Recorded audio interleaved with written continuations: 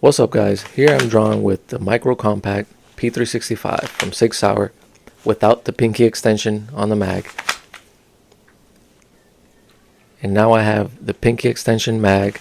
It's still a 10 rounder and I'm drawing again, and it's a lot more comfortable obviously because I can get a full grip. Here I am drawing with the Taurus G3C. It's a 12 round mag.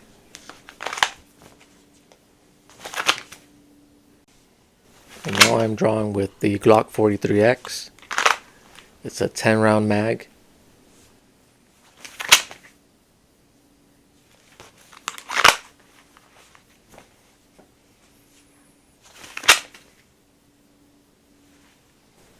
And out of all three, I feel more comfortable with the Glock 43X and the P365.